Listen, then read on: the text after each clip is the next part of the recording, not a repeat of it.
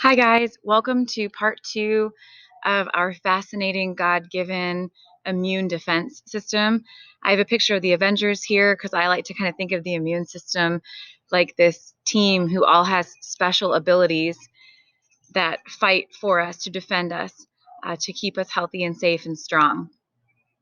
And last time we talked about the agranular and granular leukocytes, again, aka white blood cells.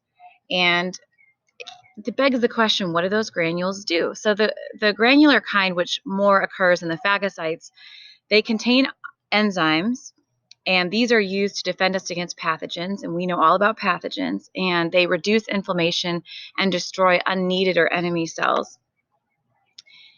How do the lymphocytes work? Well, the lymphocytes, the B lymphocytes, the T lymphocytes, they work together. The B lymphocytes specifically produce antibodies.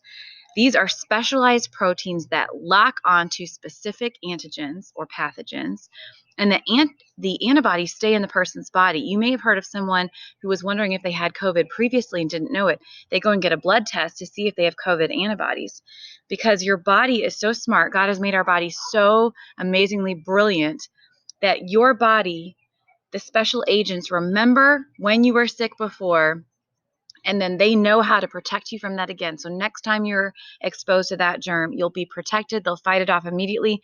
You won't even know you were exposed to that germ.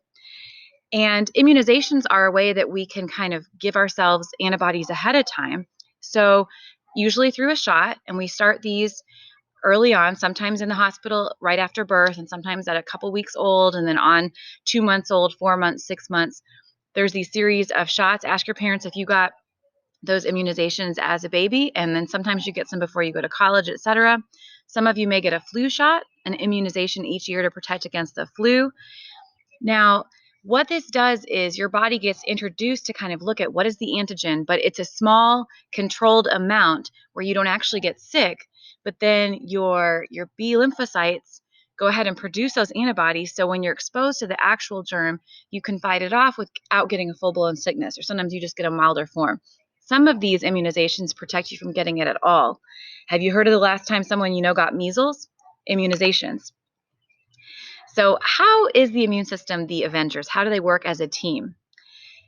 They have to all work together. So the antibodies from the B lymphocytes recognize the antigen or pathogen, and they lock onto it, and they know where it is in the body. But the T cells are your destroyer cells. So your B lymphocytes are sort of like your spies. They go out and know what's going on and know where the enemies are. Your T lymphocytes, they're like your sharpshooters, your assassins. They have to go out and destroy the germs and the bad guys that are trying to mess with your health and wreak havoc in the body systems. And I would like to quote my pediatrician from when I was a baby in this little town. My mom said whenever I'd get a cold or anything, he would say, well, that's immunity in the bank. What do we mean, immunity in the bank? Basically, anytime we get sick, we're building up the different antibodies that we have. We're making our immune system stronger. Or even if we don't even have to get full-blown sick, but we're just exposed to different germs and toxins. You may have heard, well, it's good to get a little bit dirty, to play in the dirt a little bit. Some of that is just teaching our immune system how to recognize the different germs. For most people, we don't want to live in a total bubble, okay? We want to be out there and strengthening that immune system. There are three kinds of immunity that we have. Our first kind of immunity, our God-given immunity, innate immunity. We're born with a natural amount of immunity, general protection. There are certain viruses that may cause our pets to suffer from distemper or leukemia, but those viruses, our body automatically fights those away. And we have natural barriers as part of our innate immunity in our skin and our mucous membranes, our nose, throat, our gastrointestinal tract. These protect us, neutralize toxins and germs, and keep us safe. It's our first line of defense, if you will. And we're born with that. We're born with really phenomenal skin. Hopefully you studied that in biology and other classes and know all of those layers that defend us, that the germs have. That's why, when you have a cut, you want to cover it with a Band-Aid, because it breaks that barrier of the skin.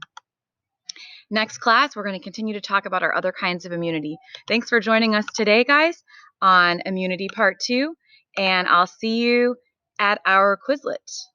Actually, it's more than a Quizlet. It is a